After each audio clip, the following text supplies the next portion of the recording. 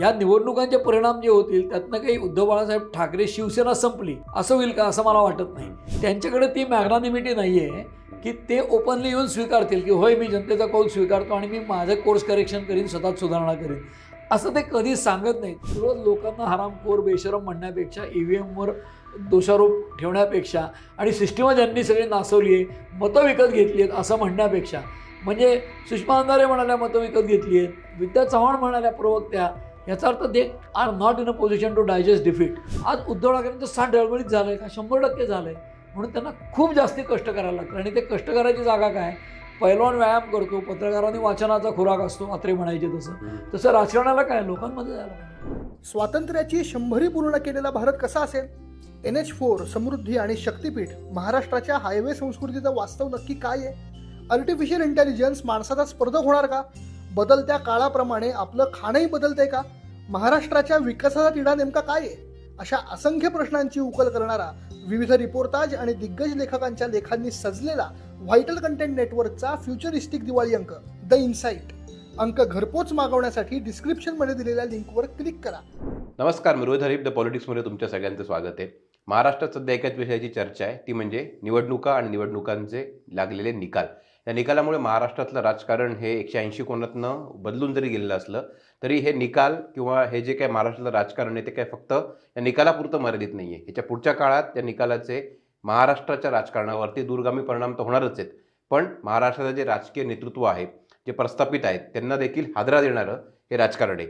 आता या राजकारणातले पैलू, या राजकारणातलं नेतृत्व आणि या राजकारणातले सगळे भविष्यात होणारे परिणाम याविषयी बोलायला आपल्याबरोबर आहेत ज्येष्ठ पत्रकार शैलेंद्र परांजपे सर. सर, तुमचं खूप खूप स्वागत. तुम्ही सगळं निवडणूक बघत आहात, तुम्ही निवडणूक कव्हर केलेली आहे, निकालाचं विश्लेषण आत्तापर्यंत पहिल्या लेवलचं झालेलं आहे.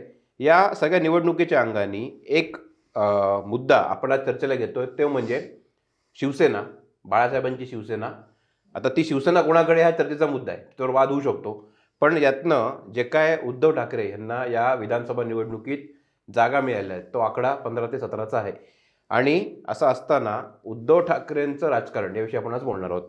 तुम्ही मुंबईत असता, तुम्ही राजकारण इतकी वर्ष कव्हर केलेलं आहे, तुमचं पहिलं रीडिंग काय या निकालाकडे बघून की जे काय उद्धव ठाकरेंना जागा मिळाल्या आहेत त्यामुळे उद्धव ठाकरेंच्या नेतृत्वावरती एक मोठं प्रश्नचिन्ह लागले का? काय वाटतं? निश्चितपणे प्रश्नचिन्ह लागलं आहे, परंतु सर्वसामान्यपणे आपण दैनंदिन जीवनात जे बघतो की आपल्याला काटा बोसला की माणसाच्या चेहऱ्यावर वेदना येते आणि श्रीखंड खाल्लं की चेहऱ्यावर वेगळा भाव येतो. तर तसं सर्वसामान्य माणसाचं जे होतं ते पत्रकारांचं होऊ नये असं मला वाटतं. त्याचं कारण असं की या निवडणुकीचे निकाल जे आहेत ते निश्चितपणे कोणालाही हतोत्साहित करणारे आहेत आणि ते उद्धव ठाकरेंना हतोत्साहितच करणारे आहेत. त्यामुळे ते काही उत्साहाने ते स्वीकारतील अशी शक्यता नाहीच आहे आणि ते रिॲक्शन आपण सगळ्यांनी पाहिलं, संजय राऊत किंवा उद्धव ठाकरेंच्या. पण मुद्दा असा आहे त्यातला की त्यांचं नेतृत्व संपलं का, किंवा आता त्यांचं काय होणार, भयान काळोख आहे समोर वगैरे, असं काही मला वाटत नाही. त्याचं कारण असं, एखादी आयडिओलॉजी, एखादा विचार, एखादा पक्ष, एखादी संघटना जशी उभी करायला काही काळ लागतो. जसं शिवसेना ही 66 साली स्थापन झाली, म्हणजे जवळपास 50-60 वर्षाची संघटना आहे. ती एका रात्रीत संपतही नाही, मोडतही नाही.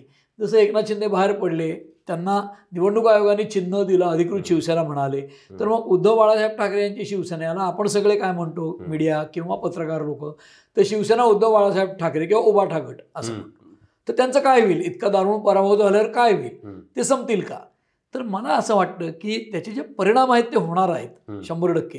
त्यातला एक प्रमुख परिणाम मला जो वाटतो तो असा आहे की येणारी जे महापालिका निवडणुका आहेत, कारण कोर्टात, सुप्रीम कोर्टात याचिका आहेत 1-2, त्या निकाली निघाल्या किंवा त्याचा मार्ग मोकळा झाला न्यायालयाकडनं की सगळ्या ज्या निवडणुका महापालिकांच्या रखडलेल्या आहेत त्या होतील. तर निवडणुका झाल्या तर त्या प्रशासनावर निवडून आलेल्या लोकांचा अंकुश असतो हे आता लोक म्हणायला लागले. तेव्हा त्या निवडणुका होतील आणि त्या निवडणुका झाल्या तर महाराष्ट्रातली सगळ्यात सक्षम आणि श्रीमंत महापालिका BMC किंवा बृहन्मुंबई म्युन्सिपल कॉर्पोरेशन, बृहन्मुंबई महापालिका, की ज्याचं बजेटच 40-50 हजार कोटी आणि त्याच्या ठेवी ज्या आहेत ते 80,000 कोटीच्या वगैरे ठेवी आहेत, FD. तर अशी पालिका गेली अनेक वर्ष शिवसेनेच्या ताब्यात आहे. आणि मुंबई शहर आणि इतर शहरांमधला फरक असा आहे की रिअल इस्टेटचे रेट, त्याच्यावरनं तिथले वॉर्ड ऑफिसर्स, म्हणजे जे काही वॉर्ड ऑफिसर 15 वगैरे तिथे आहेत, 15 किंवा काय आकडा मला चुकत असेल थोडा, तर ते वॉर्ड ऑफिसर्सना खूप अधिकार आहेत, म्हणजे बिल्डिंग परमिशन आणि या सगळ्या संदर्भात. आणि महापालिकेतले पण त्या संबंधितली खाती आहेत. कचऱ्याचा घोटाळा काही कोटीचा आहे तिथला, तर म्हणजे लुना दाखवली नंबर आणि त्याच्यावरनं कचरा 5 टन नेला वगैरे. तर असे अनेक घोटाळे आहेत तिथे पालिकेतले वेगवेगळ्या प्रकारचे. तर ती पालिका जी आहे ती पालिका कदाचित उद्धव बाळासाहेब ठाकरे शिवसेना हरू शकते या निकालामुळे. आत्ताची त्यांची दारुण स्थिती लक्षात घेता हा एक मुख्य परिणाम त्यातला होईल की जो एकूण म्हणजे तो लास्ट स्ट्रॉ म्हणतो तसं तो एक खूप मोठा धक्का त्यांना बसेल जर मुंबई पालिका हातातली गेली तर. हा एक मोठा परिणाम आहे. त्यामुळे या निवडणुकांचे परिणाम जे होतील त्यातनं काही उद्धव बाळासाहेब ठाकरे शिवसेना संपली असं होईल का असं मला वाटत नाही. बरं, लोकांनी मॅन्डेट भारतीय जनता पक्षाला खूप मोठा दिलेला असल्यामुळे आणि महायुतीला दिलेला असल्यामुळे आत्ता हे कोणी उरलेली शिवसेना किंवा उरलेली शरद पवार पार्टी फोडण्याच्या बंधात पडणार नाही. आता या सगळ्या अनुषंगाने उद्धव ठाकरेंचं काही राजकारण राहिले त्यामध्ये त्यांनी हिंदुत्व सोडलं असा त्यांच्यावरती आरोप केला जातो. ते भाषणांमध्ये सांगतात की आम्हाला मुस्लिमांची मतं मिळाली, अर्थात त्यात काही चूक नाही, लोकशाही आहे, त्यामध्ये तो काही असंवैधानिक असा काही भाग नाही. पण कुठेतरी हे सगळे जे मुद्दे आहेत उद्धव ठाकरे यांचे आणि नेतृत्वाचे, म्हणजे ते घराबाहेर न पडणारा मुख्यमंत्री जेव्हा मुख्यमंत्री होते तेव्हा, किंवा ते कधी मंत्रालयात गेले नाही, किंवा ते काल सुद्धा म्हणजे त्यांच्या पत्रकार परिषदेमध्ये म्हणाले की मी कुटुंबप्रमुख म्हणून होतो आणि कुटुंबप्रमुखाला तसं त्यांनी एक प्रकारे जनतेने कौल दिला नाही. तर हे कुठेतरी उद्धव ठाकरेंचं नेतृत्व चुकतंय का की त्यांना लोकांना पुढे घेऊन जाता येत नाहीये, किंवा सहानुभूतीच्या मुद्द्यावर भावनिक राजकारण जास्त केलं गेलं. ऑन द कॉन्ट्ररी बघा आता की उद्धव ठाकरे मंत्रालयात जात नाहीत आणि दुसरीकडे त्यांचे जे कॉम्पिटिटर आहेत एकनाथ शिंदे हे 24 तास लोकांना अवेलेबल असतात, रात्रभर ते फिरत असतात. ते सांगतात की मी 4 वाजता झोपतो, 2 वाजता झोपतो. तर मग हा कुठेतरी नेतृत्वातला फरक हा ठळक होतोय.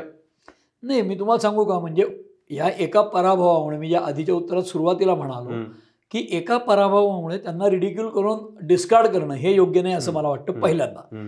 दुसरी गोष्ट अशी की उद्धव ठाकरेंचं नेतृत्व म्हणजे बाळासाहेब ठाकरेंच्या निधनानंतर असं वाटलं होतं की उद्धव ठाकरे हे काही बाळासाहेब ठाकरेंच्या तोडीचे नाहीत, त्यांच्याकडे तसा करिश्मा नाही, ओरेटरी देखील नाही. असं असताना काय होणार होता शिवसेनेचं. पण त्यांनी लगेच मुंबई महापालिका जिंकली होती व्यवस्थित, आणि त्याचं कारण त्यावेळेला त्यांनी जवळपास सिटिंग नगरसेवकांपैकी 40% लोकांचे चेहरे बदलले होते. तर अँटी इन्कम्बन्सी लक्षात घेऊन प्रस्थापित नगरसेवकांना बदलणं बाळासाहेबांची जागा घेतलेल्या उद्धव ठाकरेंनी, नवख्या उद्धव ठाकरेंनी, दिस वॉज व्हेरी डिफिकल्ट, रिस्की होतं. आणि हे त्यांनी केलं. म्हणजे याचा अर्थ त्यांना राजकारण कळत नाही अशातला भाग नाही आहे, लक्षात घ्या. राजकारण कळत नाही हा भाग नाही आहे. पण ज्या 95 साली शिवसेना भाजपच्या युतीमध्ये शिवसेना मोठा भाऊ होता, तो कालांतराने मोदी लाटेनंतर भाजप मोठा भाऊ झालाय. हा प्रॉब्लेम झाला आणि नेमकं तेव्हाच ते राज्याच्या सत्तेवर आता सलगपणे यायचा काळ आहे. त्यामुळे एकदा 5 वर्ष देवेंद्र फडणवीसांच्या नेतृत्वाखाली काम केल्यानंतर कुठेतरी 5 वर्ष आपण आता मुख्यमंत्री पदच नाही सेनेला, पण त्यांच्या नेतृत्वावर जे म्हणजे प्रश्नचिन्ह लावताय ना, तर उद्धव ठाकरेंनी शिवसेना अतिशय सक्षमपणे हाताळली. तुम्ही लक्षात घ्या, 91 साली भुजबळ गेले, त्याचे काही एपिसोड आहेत, प्रसंग आहेत ऐतिहासिक. पुढे राज ठाकरे गेले आणि मग त्यांच्याकडे शिवसेना आल्यावर त्यांनी ती केपेबली सांभाळली आहे ना. म्हणजे त्यांच्या काळात फार मोठे उठाव झालेले अशातला भाग नाही आहे, त्यांनी सक्षमपणे सांभाळली. त्यांचा मुलगा आदित्य हा जे आत्ता मुस्लिमांच्या अनुनयावरनं उत्तरं देतोय ती अतिशय अभ्यास करण्यासारखेच असं माझं मत आहे. म्हणजे तो बाळासाहेबांचं चुकलं असं न म्हणता तो एक काळ होता. म्हणजे हिरवे साप मुसलमानांना म्हणायचे बाळासाहेब जाहीर भाषणात, आणि आज हे मुस्लिमांचं लांगोल चालन करतात म्हणा किंवा त्यांच्या बाजूला जातात, मतं पडली तरी काही वाटत नाही म्हणा, पण हे करताना आदित्य ठाकरे हा डेमोक्रॅटिक प्रोसेसचा भाग आहे असं म्हणतोय. त्याच्याबरोबर सगळ्यांनी कशा विचारधारा खुंटीला टांगल्यात हे पण सांगायचा प्रयत्न करतोय. तर हे म्हणजे जे बाळासाहेब मी ठोकशाही मानतो लोकशाही मानत नाही म्हणायचे, तिथे त्यांचा मुलगा लोकशाहीचा खून झाला म्हणणे इथपर्यंत तो प्रवास झाला ना, तर हे लोकशाहीच्या दृष्टीने चांगलंच आहे की. हा एक भाग. आणि त्यांचं नेतृत्व गुण जे आहेत ना, तर नेत्यांकडनं अशा चुका होतात, म्हणजे त्याच्याबद्दल असं काही फार नाही. म्हणजे आज अनेक नेत्यांना म्हणजे हेच फडणवीस 2 वर्ष विलन होते महाराष्ट्रात, त्यांना मराठवाड्यात लोकसभेला प्रचारालाही जाता आलं नाही. आज ते ज्युबिलंट आहेत. कारण काय, नथिंग सक्सीड्स लाईक सक्सेस आणि defeat is followed by blames, किंवा पराभव हा अनाथ असतो. त्यांच्याकडे ती मॅग्नानिमिटी नाही आहे की ते ओपनली येऊन स्वीकारतील की होय मी जनतेचा कौल स्वीकारतो आणि मी माझं कोर्स करेक्शन करीन, स्वतःच सुधारणा करीन, असं ते कधी सांगत नाहीत. हा त्यांच्या स्वभावाचा भाग आहे. तुम्ही या सगळ्यामध्ये बोलताना तर म्हणले की उद्धव ठाकरेंनी ज्या चुका केल्या त्या मान्य कराव्या लागतील. एक्झॅक्टली. कुठल्या चुका तुम्हाला वाटतात? एक्झॅक्टली, त्यांच्या चुका ज्या आहेत त्या कुठल्या आहेत मी तुम्हाला सांगतो. जसं तुम्ही उल्लेख केला की एकनाथ शिंदे खूप पब्लिकशी भेटतात, मंत्रालयात जातात. आता हे दोन्ही भाग आहेत की एकनाथ शिंदे मुख्यमंत्री झाल्यावरची स्थिती वेगळी होती, कारण ते बगावत करून आलेत, पक्ष फोडून आलेत. त्यांना दाखवलं पाहिजे की मी उद्धव ठाकरेंपेक्षा वेगळा आहे, म्हणजे त्यांच्यासमोर एक्झाम्पल होतं. उद्धव ठाकरे मुख्यमंत्री झाले, त्यांच्यासमोर उदाहरण कुठलं होतं? शिवसेनेचे माजी मुख्यमंत्री नारायण राणे आणि मनोहर जोशी, त्यांच्या कार्यकाळाचा अतिशय स्टुडियस पद्धतीने अभ्यास उद्धव ठाकरेंनी केला असण्याची शक्यता सुतराम नाही, हे त्यांना ओळखणारे कोणीही सांगतील. एक. दुसरा भाग असा की ते 5 वर्ष सत्तेत बरोबर होते त्या देवेंद्र फडणवीसांचा मुख्यमंत्रीपदाचा कार्यकाळ, त्याचा त्यांनी अभ्यास केलाय का? तसं दिसलं का 2.5 वर्षात? अजिबात नाही. म्हणजे तुम्ही त्या पदावर आहात म्हणून ती सिस्टीम सगळी हलते, भालदार चोपदार मागे पुढे येतात, पण तुम्हाला अभ्यास करावा लागेल त्या त्या विषयाचा. म्हणजे मान खाली घालून प्रत्येक विषयातले नुआन्सेस समजून घ्यायला लागतील, हे त्यांच्या लक्षात आलं नाही. आणि 2.5 वर्ष त्यांनी कारभार केला. तुम्ही म्हणालात ते बरोबर आहे, मंत्रालयात गेले नाही, तर गेले किती वेळा? 2 वेळा मंत्रालयात गेले 2.5 वर्षात. बरं, करोनाचं कारण सांगितलं होतं. करोनामध्ये शरद पवार महाराष्ट्रावर फिरले, अजित पवार मंत्रालयात रेग्युलर येत होते, यांनी फेसबुक लाईव्ह जास्ती केलं. आणि आज एकनाथ शिंदे त्यांची फेसबुक लाईव्हवरनं सरकार चालवतात ना, अशी झेटाळणी करतात. बरं, तुम्ही जे केलं ते केलं, करोनासाठी लोकांनी कौतुक केलं वगैरे, ठीक आहे, घोटाळे झाले काय, त्याचं चौकशी व्हायची ती होईल. पण त्यातला मुद्दा असा आहे की ज्या चुका केल्या त्याच्यामध्ये त्यांनी 7 वाजल्यानंतर ते कोणाचाही फोन घेणार नाहीत. म्हणजे राजेश टोपे करोना काळात पुण्याच्या ससूनला आले होते आणि आरोग्यविषयक काही प्रॉब्लेम मांडले ससूनच्या लोकांनी. मग जी प्रश्न सोडवता येणार की आरोग्य डिपार्टमेंटला किंवा खात्याला, ते निर्णय घेऊ म्हणले राजेश टोपे. आणि काही गोष्टी त्यांच्या अखत्यारीच्या बाहेर जाणार आहेत की ज्या मुख्यमंत्र्यांचं सँक्शन लागेल म्हणून त्यांनी फोन केला. फोन केल्यानंतर उद्धव ठाकरेंचा फोन अर्थातच त्यांनी घेतला नाही, PA वगैरे घेतला. आणि मग उद्धव ठाकरे कोण आहे? टोपे आहेत, त्यांना सांग मी नंतर करेन. आता ही गोष्ट सिद्ध नाही करता येणार, पण जे लोक ससूनमध्ये तेव्हा होते त्या सगळ्यांनी हा किस्सा सांगितला की अरे आरोग्यमंत्र्याचा फोन त्यांनी घेतला नाही करोना काळात. हे मी का सांगतोय? बेसिकली कुठेही ते त्यांच्या जॉबच्या बाबतीत सिरियस आहेत असं कुठे वाटलं नाही. कुठला मुख्यमंत्री रात्री 7ला आउट ऑफ कॉन्टॅक्ट जाईल किंवा कॉन्टॅक्टलेस होईल? शक्यच नाही हो. म्हणजे हे कधीच शक्य नाही. ते एक. दुसरी गोष्ट, करोनाच्या कारणामुळे ते इतके स्केर्ड होते, त्यांचं हार्टच्या सर्जरीज झालेल्या आहेत, अँजिओप्लास्टी वगैरे अनेक काही झालेले आहेत, म्हणजे किती आकडा माहीत नाही, लोक वेगळे आकडे सांगतात. त्यामुळे कदाचित हेल्थच्या बाबतीत ते इतके जादा कॉशियस होते करोना काळात की ते कुठे फार संपर्क नाही. आणि हे म्हणजे ते आणि आदित्य ठाकरे ते गाडी चालवत पुण्याला आले होते एक मीटिंग घ्यायला. करोनाची त्यांनी मीटिंग घेतली, रिव्ह्यू मीटिंग सर्किट हाऊसला, आणि ते परत गाडी चालवत परत गेले. त्यावेळेचा किस्सा अजित पवारांनी आम्हाला सांगितलेला सगळ्या पत्रकारांना, आणि तेव्हा मी गेलो होतो तिथे. नवीन सर्किट हाऊसला उद्धव ठाकरे आदित्य ठाकरे आल्यानंतर अजित पवार, मग इतर काय नेत्यांनी स्वागत केलं, पुष्पगुच्छ वगैरे, त्यांनी पुष्पगुच्छ घेतला आणि ते वरती गेले जेवायला. त्यामुळे आम्ही जेवून घेतो मग मीटिंग करू. तर ते असं नाही म्हणाले अजितदादांना की तुम्ही चला आपण जेवूया बरोबर, त्यामुळे आम्ही जेवून घेतो मग आपण मीटिंग करू. ते जसे वर गेले तसं तोंड वाकडं करून अजित पवारांनी बाकीच्या सांगितलं चला रे माझ्या इकडे, त्यांचा उपमुख्यमंत्र्याचा कक्ष जो आहे तिथे आता आपण जेवूया. आणि हा सगळा किस्सा त्यांनी नंतर पत्रकारांना सांगितला. अजित पवार काय माणसं आहेत म्हणे, हा आला वर गेला जेवला मीटिंग केली आणि गेला निघून म्हणे. मग तेव्हा काय झालं हे सांगतो की चुका कुठल्या कुठल्या होतात. त्यासाठी पुण्यातला अख्खा मीडिया TV वाले बाईट घेण्यासाठी उभे होते. बरं ते 2 तास थांबले, मीटिंग झाली, हे गाडी चालवत गेले हात करत, तेवढंच व्हिज्युअल मिळालं. आज ते जर बाईट द्यायला थांबले असते आणि सगळ्या मीडियाला सांगितलं असतं की मी रिव्ह्यू घेतला पुण्यातला, जी काय मेडिकलची म्हणजे करोना रिलेटेड वैद्यकीय स्थिती आहे ते सगळे अधिकारी लोक तुम्हाला सांगतील, पण मी मुख्यमंत्री म्हणून तुम्हाला एवढं सांगतो की पुण्याला करोनाशी फाईट करण्यासाठी कुठली गोष्ट कमी पडू देणार नाही, हे मी त्यांना आश्वस्त केलं आहे. त्यामुळे काही काळजी करण्याचं कारण नाही आणि चांगली स्थिती आहे, आपल्या नियंत्रणात आहे स्थिती. आणि काय हे जर एक वाक्य बोलून कुठलेही प्रश्न न घेता गेले असते कॉन्ट्रोवर्सी टाळून, तरी इथल्या रिपोर्टरला मुंबईला मी काहीतरी पाठवलं हे असतं, कारण त्या रिपोर्टरला त्याचा दिवस भरायचा आहे. आज ते विदाऊट बाईट गेले, काही बाईट दिला नाही, काय नाही, नुसतं हात हलवत दोघं वडील मुलगा गेले. 3 तास येऊन गाडी चालवत गेले. कौतुक काय तर गाडी चालवत गेले. आता गाडी चालवत ते करोना काळात गेले एवढंच कौतुक, आणि हात हलवत गेले, हात हलवत आले, हात हलवत गेले.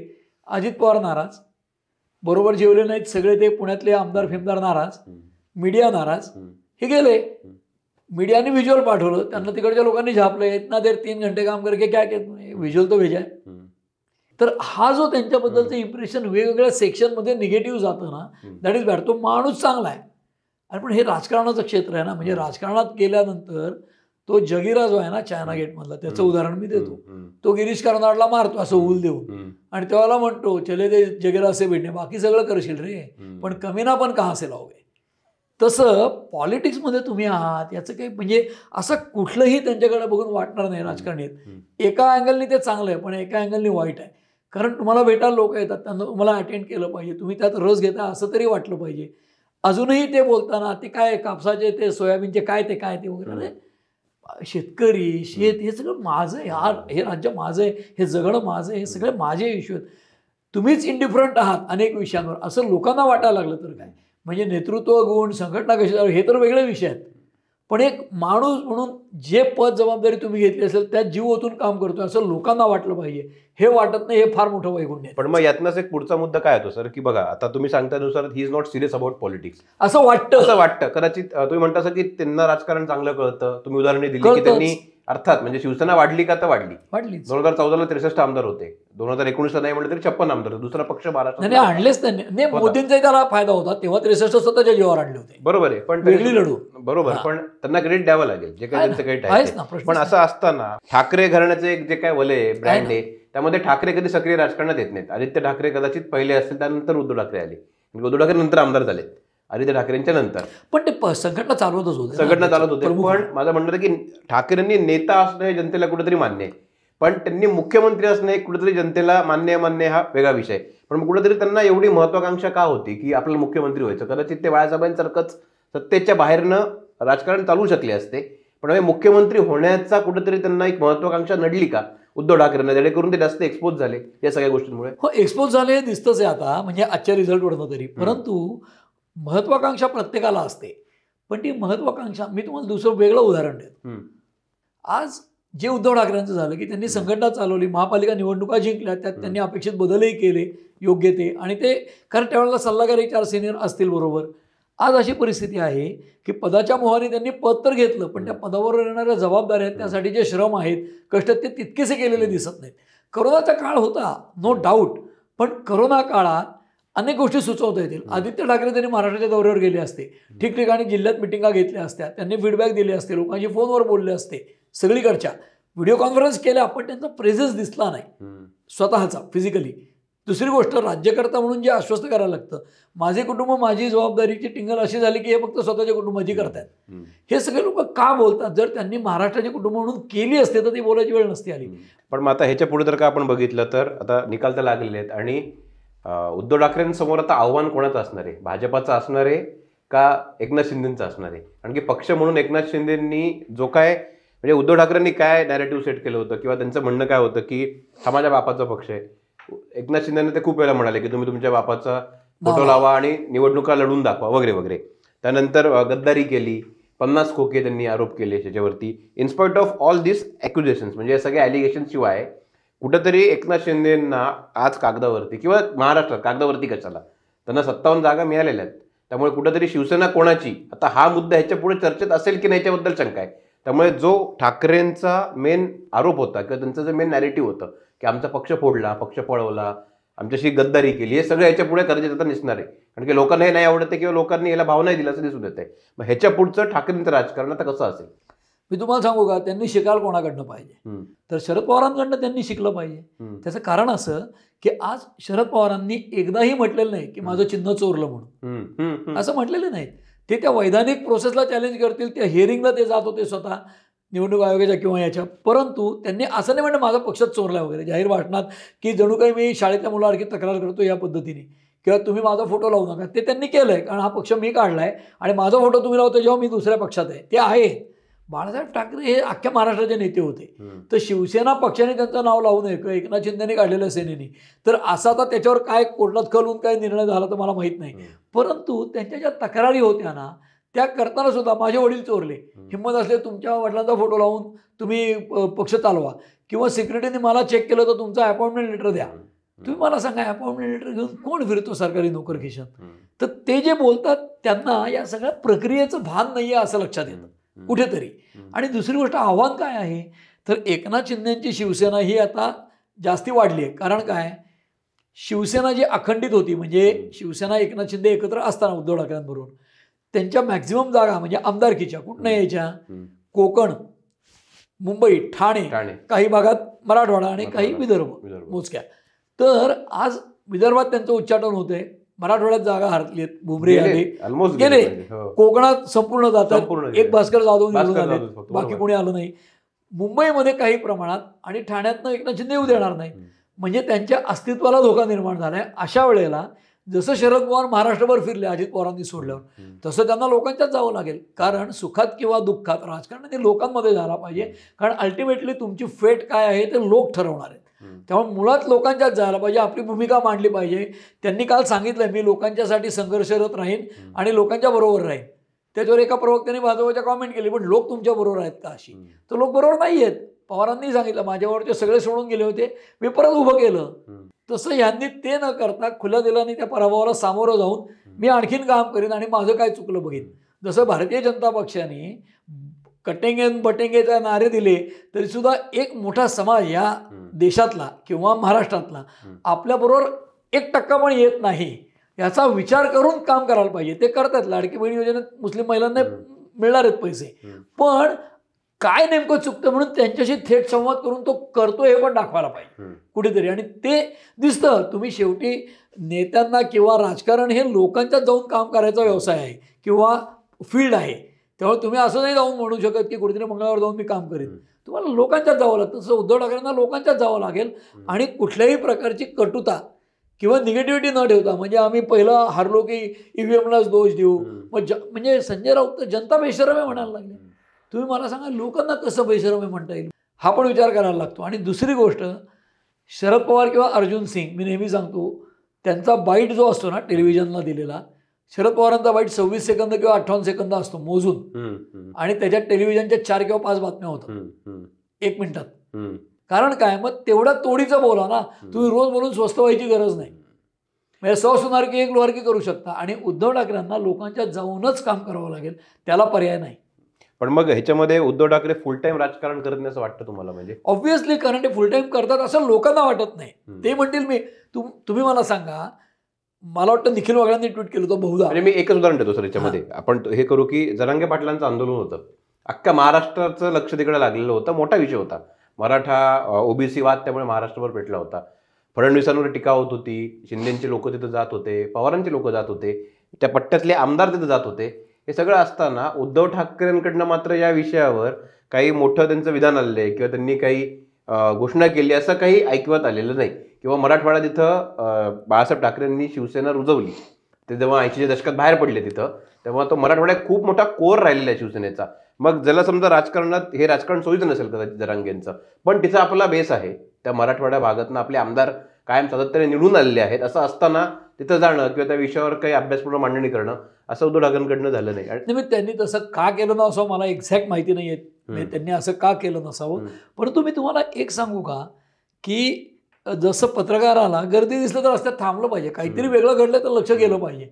तसं राजकारण्याला कुठलीच गोष्ट की जी लोकांच्या जगण्याशी संबंधित आहे ती इग्नोर करून नाही चालत. करोना काळातलं जे उदाहरण होतं ना मगाशी, की मुख्यमंत्र्याला एक ब्रीफिंग असतं पोलिसांचं रोज सकाळी, ते त्यांनी बंद केलं की काय गरज नाही, तुम्ही गृहमंत्र्यांना करा.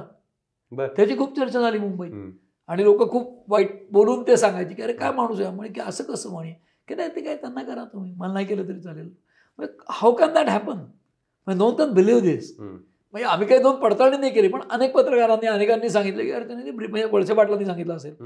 कारण जेव्हा हे सुरतला पळाले सगळे एकनाथ शिंदे आणि हे, त्याच्यावर प्रश्न आला नाही यांना काय कळलं नाही का, आता आदित्य ठाकरे मुलाखतीत आम्हाला माहिती होतं हे चालले, पण आम्ही काय दुसरं काय उदाहरण दिलं, त्यांना अडवलं का नाही, तर आम्ही शिवसेना स्टाईलने अडवू शकलो असतो. पण उद्धव ठाकरेंनी मुलाखतीत सांगितलं आपलं आदित्य ठाकरेंनी की माझे वडील म्हणाले, म्हणजे उद्धव बाळासाहेब ठाकरे असं म्हणाले की जे मनाने लांब गेलेत त्यांना शरीराने अडवून काही उपयोग नाही. तुम्ही विचार करा, बाळासाहेबांची शिवसेना कुठनं कुठे आली आहे. म्हणजे ज्या वेळेला छगन भुजबळांनी पार्टी सोडली 91ला, त्याच्यानंतर त्यांना मारायला शिवसैनिक गेले होते, लपून बसले होते. हा, ते टॉयलेटमध्ये लपून बसले म्हणून जीव वाचला भुजबळांचा. म्हणजे हे करणं चांगलं आहे, त्या माणसाला जाऊन मारणं किंवा हिंसा हे मी म्हणत नाहीये, पण हा जो शिवसेनेचा धाक आणि दरारा होता वाघाचा, तो आता राहिलाय का? जसं सुरतला एकनाथ शिंदे आणि लोक पळाले त्यावेळेला शरद पवारांनी शर्थीने प्रयत्न केले होते की हे होणार नाही किंवा आपलं सरकार पडणार नाही, कारण या सरकारला जन्म शरद पवारांनी दिला होता. उद्धव ठाकरेंना मुख्यमंत्री त्यांनी केलं, म्हणजे तो गैरसमज आहे हा भाग वेगळा, पण त्याचं क्रेडिट त्यांना मिळालं. मग ते सरकार पडल्याचं डिस्क्रेडिट त्यांना करायला नको का, की ते सरकार पवार वाचवू शकले नाहीत असं कोणी म्हणालं नाही. मग त्यांनी शेवटी विधान केलं होतं की हे काय आसामला गेले, काय आणखी कामाख्याला गेले, कुठे गेले तरी शेवटी त्यांना विधान भवनात यावं लागेल ना. अशा प्रकारचं धमकी म्हणता येईल अशा प्रकारचं स्टेटमेंट पवारांनी केलं होतं. पण एकनाथ शिंदेंनी येऊनही दाखवलं विधान भवनात, सगळं करून दाखवलं, वर दादरमध्ये मेळावा घेऊन दाखवला. आज 91 साली भुजबळ पळाले आणि त्यांना मोरीत लपावं लागलं. ते पळून गेलेले लोक येऊन शिवसेना भवनपाशी पब्लिक रॅली घेतात. हा शिवसेनेचा प्रवास आहे आणि त्याच्यात आपलं काही चुकलं आहे का, हाच विचार उद्धव ठाकरेंना करावा लागेल. पण या सगळ्या गोष्टींच्या अनुषंगाने आता पुढं सोशल मीडियावर तुम्ही म्हणता, विशेषतः काल परवा असा एक ट्रेंड यायला लागलेला आहे की आता महाराष्ट्रात मुंबईमध्ये आता भाजपला जास्त जागा आल्यात, अर्थात एकनाथ शिंदेने जास्त जागा मिळाल्यात मुंबई आणि ठाण्याच्या पट्ट्यामध्ये. तर तिथं कुठेतरी 2 ठाकरेंनी एकत्र यावं ही आपल्याकडच्या महाराष्ट्रातली गेल्या 20 वर्षातली सातत्याने होणारी मागणी आणि पॉप्युलिस्टिक ती एक मागणी आहे की लोकांना असा एक भाबडा आशावादी का मला माहिती नाही, पण 2 ठाकरे जर का एकत्र आले म्हणजे राज ठाकरे आणि उद्धव ठाकरे, तर कदाचित महाराष्ट्राचं चित्र बदलेल, कदाचित मुंबईतलं तरी चित्र बदलेल, असा एक त्यांचा आशावादी. आता प्रत्यक्षात बघायला गेलं आणि मतदानाची टक्केवारी बघितली तर राज ठाकरेंचे 125 उमेदवार महाराष्ट्रात पडलेले आहेत. अमित ठाकरेंना सुद्धा निवडून येता आलेलं नाहीये. राज ठाकरेंवर असे आरोप होत आहेत की तुम्ही जर का नीट नियोजन केलं असतं निवडणुकीचं तर मनसेचे 7-8 आमदार निवडून आले असते.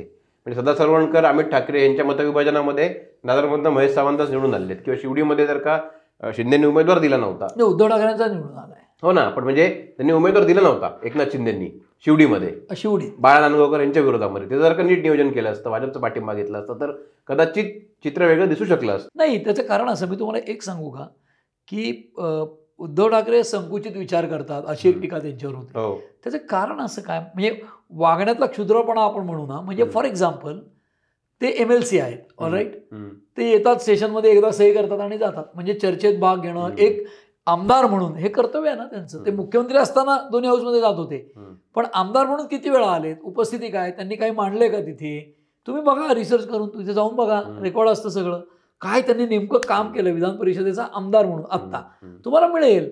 तसं एकनाथ शिंदे माझ्या शिवसेनेतनं मला सलाम करणारा माणूस पळून गेलाय आणि तो मुख्यमंत्री झालाय, ठीक आहे, काय प्रॉब्लेम नाही, झालाय.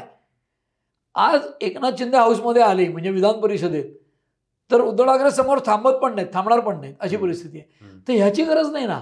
म्हणजे हा कटुता आणि मतभेद नसून मनभेदापर्यंत गेलाय, तिथे प्रॉब्लेम आहे. जसं मी नेहमी म्हणतो की आजची जी महाराष्ट्रातली परिस्थिती होती, राजकीय खेळखंडोबा, तो 7-8 जोड्यांच्या अहंकाराच्या युद्धामुळे झालाय. म्हणजे सुप्रिया सुळे अजित पवार शरद पवार फडणवीस, उद्धव ठाकरे फडणवीस, उद्धव ठाकरे एकनाथ शिंदे, ही जी सगळी वॉर आहेत त्याच्यातच राज ठाकरे आणि उद्धव ठाकरे यांच्यात सुद्धा म्हणजे इतकं मोठा मनभेद झालेला आहे की त्यांचे काही मुद्दे आहेत ना दोघांच्याही, त्यामुळे ते लगेच एकत्र येतील असं मला खरंच वाटत नाही. दुसरी गोष्ट, अजित पवार जे काल बोललेत ते काय म्हणाले की मी 30 वर्ष बारामती सांभाळली, त्यावेळेला शरद पवारांच्या मिसेस ज्या आहेत त्या कधीही प्रचाराला कोणाच्या उतरलेल्या नाहीत कुठल्याही निवडणुकीला. आज तुम्ही त्यांना घराघरात जायला लावताय. हे ते का बोलले, तर लोक जे सांगतात जवळच्या कुटुंबाच्या, ते मुलासारखं प्रेम केलं अजित पवार, त्यांना हे चांगलं वाटतंय का. पण विजयानंतर ते हे बोलतात की तुम्ही काकीला घराबाहेर फिरायला लावलं, घराघरात त्या माऊलीला, हे चांगलं नाही केलं, असं ते शरद पवारांवर आरोप लावतात किंवा सुप्रिया सुळेंवर एक प्रकारे. असं ते जेव्हा विजयी झाल्यावर बोलतायत तेव्हा तरी लगेच शक्यता वाटत नाही की ते लगेच एकत्र येतील. असं येऊ शकतं. हे बघा, राजकारणात काहीही येऊ शकतं, कोणीही एकत्र येऊ शकतं. मी सांगितलं आधीच्या मुलाखतीत तसं की भाजप आणि काँग्रेस येणार नाहीत एकत्र, पण बाकी काही एकत्र केव्हाही होऊ शकतं, परिस्थितीवर अवलंबून. माझा प्रश्न या अनुषंगाने असा होता की शिवसेना भाजपमध्ये नैसर्गिक युती होती, मतदानात त्यांचं वोट ट्रान्सफर होतं, म्हणजे शिवसेनेचा उमेदवार असेल तर भाजपच्या मतदाराला, शिवसेनेच्या उमेदवाराला मत देताना काही अडचण वाटत नाही. ते 20 वर्षाचं त्यांचं होतं सगळं. असं असताना आताच्या परिस्थितीमध्ये निवडणूक झाल्या चंद्रकांत पाटलांनी एक वाक्य फेकलं की आम्ही उद्धव ठाकरे जर का आमच्यासोबत आले तर आमची काही त्याला हे नाही, म्हणजे आम्ही त्यांना सोबत घेऊ. तर आताच्या राजकीय परिस्थितीमध्ये अजून एक महिला काय जोडतोय, तर असा एक नॅरेटिव्ह सेटअपचा प्रकार सुरू झालेला आहे की उद्धव ठाकरेंनी आता महाविकास आघाडीतनं बाहेर पडावं का. तर त्याशिवाय आता जे काही डिबॅकल झालेलं आहे, जे काही वातावरणात महाविकास आघाडीची झालेली आहे, त्यामध्ये उद्धव ठाकरे यांना ग्रो होण्याची संधी दिसत नाहीये. हे सगळ्यात त्यांचा हिंदुत्वाचा मुद्दा असेल तिथं अडचण होतीये, किंवा अजून काही मुद्दे त्याच्यामध्ये उद्धव ठाकरेंची मतभेद आहेत काँग्रेस आणि राष्ट्रवादीबरोबर. कारण की अर्थात त्यांचं राजकारण वेगळं राहिलेलं आहे, उद्धव ठाकरेंची आणि शिवसेनेची दळणगळणी वेगळी झाली आहे. असं असताना तुम्हाला वाटतं का की उद्धव ठाकरे हे परत एकदा भाजपसोबत जातील का त्यांच्यामध्ये परत एकदा काही समेट होऊ शकतो? आपल्याकडे जुन्या ज्या काही स्टोऱ्या होत्या ना व्रतवैकल्यांच्या पोथ्या पुराणाच्या, त्याच्यामध्ये एक वाक्य असायचं बघा, उतू नको मातू नको घेतला वसा टाकू नको. तसं हे सगळे लोक राजकारणी आहेत, पहिली गोष्ट. दुसरी गोष्ट, हिंदुत्ववादी किंवा राईट विंगच्या पार्टीज म्हणून हे एकमेकांच्या बरोबर जाऊ शकतात. अजित पवार नाही का गेले त्यांच्याबरोबर, ते कुठं उजव्या विचाराचे आणि ते नांदतात व्यवस्थित. कालपर्यंत म्हणजे 20 तारखेचं वोटिंग आणि 23 तारखेचा निकाल सुरू होईपर्यंत अजित पवार त्या महायुतीमध्ये अतिशय घुसमटलेले आहेत. त्यांना काही जमत नाही, he is odd man out, आणि ते कुठल्याही क्षणी पवारांकडे जातील असं वातावरण होतं की नाही, होतं. सेम केस उद्धव ठाकरे, सोनिया गांधी आणि शरद पवार हे म्हणजे हा समद्विभुज त्रिकोण आहे की ते दोन कोण साधारण सारखे आहेत आणि हा कोण वेगळाच आहे, कारण हे हिंदुत्ववादी आहेत, म्हणजे त्याच्यात काही शंकाच नाही. म्हणजे त्यामुळे ते त्यांची तिथे घुसमट होणार. पण मी नेहमी हा मुद्दा मांडत आलो आहे आपल्याही आधीच्या मुलाखतीत की ज्या वेळेला यांचं हिंदुत्व पातळ होतं तेव्हा त्यांचंही सेक्युलरिझम पातळ झालेलाच असतो ना. आणि त्यांनी पाठिंबा का दिला तर भाजपला सत्तेबाहेर ठेवायचं म्हणून मुळामध्ये. जसं आपण म्हणतोय की जनमताचा अनादर केला गेला, कौल दोघांनी एकत्र मागितला आणि उद्धव ठाकरे तिकडे गेले, पण त्याच वेळेला जनतेने 105 जागा भाजपला दिल्या होत्या ना. 288 मध्ये 105 भाजपला, 56 शिवसेनेला, 54 राष्ट्रवादीला आणि 44 काँग्रेसला. म्हणजे हे तिघही आपण लायकीचे नव्हते, हे यांना माहिती होतं. तोही जनमताचा अनादरच होता ना. म्हणजे जनमताचा अनादर फक्त उद्धव ठाकरेंनी केला का? नाही, सोनिया गांधींनी केला, शरद पवारांनी पण केला. पण आपल्याकडे कॉन्स्टिट्युशनल प्रोव्हिजन नाही आहे अशी की या विचारधारेसाठी मत मागितलं आणि त्या विचारधारेबरोबर गेलो. ह्याला अडवणारी कुठली कॉन्स्टिट्युशनल प्रोव्हिजन नाही आहे, त्याचीही एक्सपर्ट्सने आता मागणी केली आहे. पण ठीक आहे, जसं उद्धव ठाकरे आता तिथे अनइझी आहेत असं आपल्याला वाटते, कारण ते पराभवामुळे जास्ती अनइझी वाटते आत्ता. जसं मुंबईत त्यांची ताकद आता कमी झाली आहे, पण महापालिका त्यांना त्वेषाने लढावीच लागेल, नाही तर ते सगळं तेल गेलं तूप गेलं आधी धुपाटणं आलं असंच होईल त्यांचं. त्यातनं बाहेर येणं त्यांना अवघड जाईल. कारण अब्दुल कलाम सांगायचे स्ट्रेंथ रिकग्नाइजेस स्ट्रेंथ, हे इंटरनॅशनल पॉलिटिक्ससाठी की आपला देश बलवान असेल तर लोक विचारतील, जसं भारताची अर्थव्यवस्था चांगली असेल. कारण सध्याच्या काळात फक्त लष्करावर नाही चालत, अर्थव्यवस्थेवरच सगळी युद्ध होणार आहेत. ती जर नीट असेल, देश स्टेबल असेल, तर आपली लीग ऑफ नेशन्समधलं स्थान वाढतं. तसंच आज उद्धव ठाकरेंचं स्थान डळमळीत झालं आहे का? 100% झालं आहे. म्हणून त्यांना खूप जास्ती कष्ट करायला लागतं. आणि ते कष्ट करायची जागा काय? पैलवान व्यायाम करतो, पत्रकारांनी वाचनाचा खुराक असतो, अत्रे म्हणायचे तसं राजकारणाला काय? लोकांमध्ये जायला पाहिजे, लोकांच्या सुखदुःखात जावं लागेल आणि ते कष्ट खूप जास्ती करायला लागतील. म्हणजे गेले 2.5, 3, 4 वर्ष जोर बैठका नाही मारल्या तर आता पासपट माराव्या लागतील, एवढंच. पण मग याच्या सगळ्याच्या अनुषंगाने शेवटाकडे येऊया आपण की उद्धव ठाकरेंचं डिकोडिंग आपण करतो आणि त्यामध्ये शिवसेना, गद्दार, 50 खोके, सगळं ओके, हे सगळं असताना दुसरीकडे विकासाचं मात्र विजन नाही. म्हणजे कसं की उदाहरण देत झालं तर मेट्रोला विरोध केला पण पर्यायी व्यवस्था उभी नाही करता आली, जी शिंदेंनी आणि फडणवीसांनी येऊन करून दाखवली. समृद्धी महामार्गासारखा मार्ग जेव्हा महाराष्ट्रात बांधला गेला तेव्हा त्याच्याबद्दलचे अनेक किस्से बाहेर आले की एकनाथ शिंदेंनी कशी विमानातनं जाऊन शेतकऱ्यांना पैसे दिले, पण एकनाथ शिंदेंनी पर्सनली कसं त्या प्रोजेक्टमध्ये लक्ष घातलं. आणि आज जर का समृद्धीचं नाव घेतलं जातं तर फडणवीस मुख्यमंत्री असतानाही त्याचं क्रेडिट जे आहे ते एकनाथ शिंदेंना मिळतं. याच्याशिवाय पुण्यातली मेट्रो असेल, अजून अटल सेतूसारखे मार्ग असतील, हे जे शिंदेंनी हिंदुत्वाचं राजकारण सांभाळून म्हणजे एकीकडे अफजल खानाची कबरही पाडली आणि दुसरीकडे त्यांनी अटल सेतूही बांधून दाखवला. म्हणजे लोकांना दृश्य स्वरूपात दिसत आहेत कामं. त्या अटल सेतूवरनं आज खूप लोक प्रवास करतात. प्रवास करताना त्यांना कळतं की हे काम सेना भाजपानी केले, एकनाथ शिंदेंनी केले. तर असं कुठंतरी विजन एक जे आहे ते ठाकरेंकडे नाही आहे का? आणि त्याचा फटका त्यांना बसलाय का? थोडक्यात विकासाचं राजकारण ठाकरे आता करत नाहीत का? नाही, त्याच्यामध्ये काय झालं माहिती आहे का? मुळातली जी शिवसेना होती त्यातनं ते आलेले आहेत. एकनाथ शिंदे आहेत ना, ते आनंद दिघेंचे कार्यकर्ते आणि ते आजही कार्यकर्त्यासारखंच काम करतात. मुळात पहिली गोष्ट म्हणजे जसं आनंद दिघे तुमच्या लग्नाला येतो म्हणले तर पहाटे 3लाही येतील आणि लोक अख्खं वराड थांबतं. ते एकनाथ शिंदेच्या बाबतीत मुख्यमंत्री झाल्यावर घडलं आणि ते आपल्या इथे मुळशीच्या भागात एका लग्नाला पहाटे 3ला गेले, वराड थांबलं. तर काय करणार? सगळे लोक झोपले, वराड आहे. काय होतं, मुख्यमंत्री येतो म्हणले आणि आलेच नाहीत तर एक वेगळं इम्प्रेशन जातं. पहाटे 3ला आले, गैरसोय झाली तरी लोक कौतुकाने 10 लोकांना सांगतात. उद्धव ठाकरेंच्या बाबतीत विजन नाही असं नाही, त्यांनाही विजन आहे. अनफॉर्च्युनेटली त्यांनी ज्या वेळेला काँग्रेसबरोबर जायची भूमिका घेतली आणि गेले, त्यावेळेला एकनाथ शिंदेंना त्यांनी फार इग्नोर केला आणि उपहास खूप केला त्यांचा विदिन पार्टी. दुसरं तुम्हाला सांगतो की वरळीमध्ये आदित्य ठाकरे जेव्हा आमदार झाले त्यावेळेला तिथल्या सुनील शिंदेंनी राजीनामा दिल्यामुळे ते झाले आणि नंतर तिथले सचिन अहिर त्यांच्याबरोबर आले. ते आल्यानंतर पण काही प्रकारचा दुरावा एकनाथ शिंदेच्या बाबतीत निर्माण झाला, तो वेगळ्या प्रकारचा आहे. म्हणजे देणारं सरकार एकनाथ शिंदे म्हणतात, त्या अर्थाने अर्थपूर्ण दुरावा निर्माण झाला एकनाथ शिंदे आणि ठाकरेंमध्ये.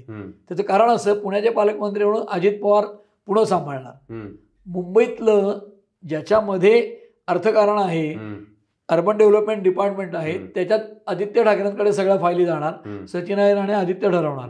ते एकनाथ शिंदे करणार काय, सोलापूरमधून पैसे मिळवणार. म्हणजे पैसे मिळवण्यासाठी राजकारण यायचं असा नाहीये मुद्दा. तुम्हाला मी केलं प्रमुख एखाद्या विषयाचं आणि महत्त्वाच्या सगळ्या गोष्टी कोणीतरी बाकी लोक करतात, तुम्हाला फक्त सही करायला ठेवलं, तर यू विल नॉट एन्जॉय. तुम्ही जर ते काम करणारा माणूस असाल, आणि एकनाथ शिंदे फील्डवरचा माणूस आहे, कमांडो आहे, कार्यकर्त्यासारखं काम करतात, त्यामुळे त्या माणसाची घुसमट झाली आणि ती इतकी टोकाला गेली की ते बाहेर पडले. त्याची संधी, बाकीचा प्लॅन, ते सगळा वेगळा विषय. पण ते झाल्यामुळे ते बाहेर पडले. आणि मग काय झालं तर गद्दार, खोके, ओके हे सगळं केलं. कारण त्यावेळेला एनसीपी पण एकत्र होती, तो धनंजय मुंडेंनी नारा दिलाय 50 खोके एकदम ओके. परत काही झालं असेल का, झालं असेल ना. ते सुरुवातीला चिकटल्यानंतर तुम्ही जर व्हिक्टोरियस नाही झालात, तुम्ही घोषणा दिली आणि तुम्ही पराभव झाला तर ती घोषणा गाजत नाही. तुम्ही जिंकलात तर ती गाजते. तसं 50 खोके एकदम ओके गेलं, गद्दार गेलं, प्रत्येक त्यांची तपासणी केली हेलिकॉप्टरला किंवा विमानाला, ते म्हणले मिंदेची केली का. म्हणजे आज तो मुख्यमंत्री महाराष्ट्र, पण ते काय म्हणतात मिंदेची केली का. ते ज्या वेळेला म्हणतात मिंदेची केली का आणि त्याचा व्हिडिओ रिलीज करतात, त्यावेळेला आज सरकार जे आहे ते बहुमतातल्या लोकांचंच असतं, त्यामुळे त्यांची एक इमेज लोकांपर्यंत पोहोचली, लाडकी बहीणमुळे पोहोचली. त्यांचा उल्लेख हे अजूनही करतात. कोकणातल्या नाणारच्या प्रोजेक्टला विरोध केला शिवसेनेने, कोकण उद्ध्वस्त होईल म्हणून. त्यांनीच पंतप्रधानांना पत्र लिहिलं की बारसूमध्ये करता येईल. आता मग कोकण उद्ध्वस्त होणार नाही का. तुमच्या वागण्या बोलण्यात कन्सिस्टन्सी नाही, विसंगती खूप आहेत. त्याच्यानंतर तुमचं जे वागणं आहे त्याच्यामध्ये राजकीय सातत्य पण नाही आहे. म्हणजे कालपर्यंत तुमचे वडील सोनिया गांधींची नक्कल करत होते, आज तुम्ही त्यांना भेटायला जाताय. तुम्ही काय म्हणताय, शिंदेना सारखं दिलेलं पाया पडायला तुम्हालाही जायला लागतंय. प्रमोद महाजनांना आम्ही काय विचारायचं की राम मंदिर किंवा 370चा मुद्दा तुम्ही काढत नाही. ते म्हटले अरे बाबा, कॉमन मिनिमम प्रोग्राम आहे वाजपेयींचं गव्हर्नमेंट आहे, त्याच्यात आम्हाला नाही घेता येणार. ज्यावेळेला नितीश कुमार बरोबर आहे आमच्या, तेव्हा ममता बॅनर्जी बरोबर आहे, आम्हाला नाही घेता येणार राम मंदिर. पण ज्यावेळेला आमचे येतील ॲब्सोल्यूट मेजॉरिटी, तेव्हा आम्ही करू. आणि ते केलं त्यांनी 370 आणि हे. तसंच तुम्हाला तुमची मजबुरी जी आहे ती बाजूला ठेवून सुद्धा विकासाचं काम करता आलं पाहिजे. ते त्यांचं 2.5 वर्षात दिसलं नाही. करोनाचं कारण, त्यांच्या सर्जरीचं कारण, पण काम झालं नाही ही फॅक्ट आहे ना. आणि त्यामुळे त्यांना डिबॅकलला सामोरं जावं लागलंय. म्हणून आता समजा इतिहास तुम्हाला बदलता येत नसला तरी भविष्य बदलता येतं, वर्तमान बदलता येईल. मग वर्तमानात तुम्हाला लोकांमध्ये जाणं आणि रोज लोकांना हरामखोर, बेशरम म्हणण्यापेक्षा, ईव्हीएमवर दोषारोप ठेवण्यापेक्षा आणि सिस्टीम ज्यांनी सगळी नासवली आहे, मतं विकत घेतली आहेत असं म्हणण्यापेक्षा, म्हणजे सुषमा अंधारे म्हणाल्या मतं विकत घेतली आहेत, विद्या चव्हाण म्हणाल्या प्रवक्त्या, याचा अर्थ they are not in a position to digest defeat. लोकांच्यात जा आणि काम करायला सुरुवात करा, हेच त्याच्यावरचं उत्तर आहे. नक्कीच सर, निवडणुकांच्या निकालाचं जे काय आपण विश्लेषण करतो त्यातलं डिकोडिंग ठाकरे याच्यामध्ये फार महत्त्वाचं तुम्ही एक त्याला म्हणतो आपण की पर्स्पेक्टिव्ह दिला. त्यामुळे ठाकरेंचं नेमकं काय चुकलं, ठाकरेंची रणनीती चुकली, राजकारण चुकलं, विजन चुकलं, याची उत्तरं आता जनता तर दिलंच, म्हणजे त्यांनी दिलेलं आहे ॲक्च्युली. पण आता आपल्या प्रेक्षकांना काय वाटतं या संदर्भात सगळ्या, त्यांनी कमेंट बॉक्समध्ये त्यांच्या प्रतिक्रिया जरूर कळवाव्यात, त्या सभ्य भाषेत कळवाव्यात. त्या चांगल्या प्रतिक्रिया असतील त्या नक्कीच पुढच्या भागामध्ये आपण ते तुमच्यापर्यंत आणू, त्याच्यावर चर्चा करू. पण आत्ताचा हा एपिसोड बघितलात, खूप खूप धन्यवाद. Thank you sir. थँक्यू.